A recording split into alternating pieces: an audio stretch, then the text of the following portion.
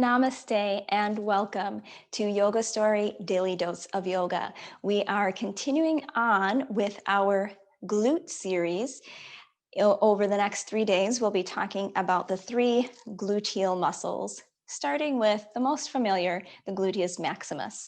Our gluteus maximus runs from the coccyx along the edge of the sacrum to the posterior iliac crest, this posterior part of our hip bone, originates there and runs down to the gluteal tuberosity, which is a line that runs along the back of our femur, and the iliotibial tract.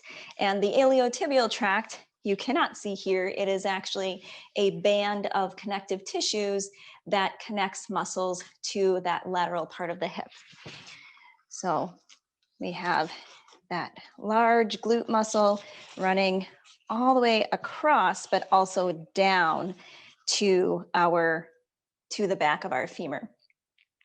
So there are upper fibers and lower fibers of our glutes. The upper fibers help to abduct or bring the hip away from the body. So in movements like this, abducting away, the lower fibers help to actually adduct or bring the hip closer to the midline of the body in movements like this, or even this. You can also see that in movements like this. So we're bringing that, we're adducting our hip in those places. The glute also helps to extend the hip. It is a hip extensor rather. So in movements like our airplane pose, warrior 3, for example.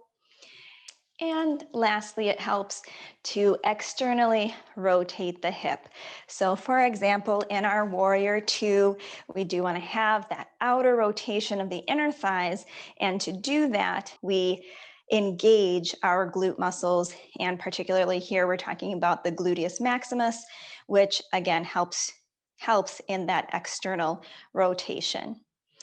And that is our glute max. I invite you to play around with other poses, see where you notice you're extending the hip, externally rotating, adducting, or adducting the hip, and notice how the glute max is working for you in those various poses. We will continue on the next 2 days talking about our next 2 gluteal muscles. Thank you so much for watching, so much for listening. Peace.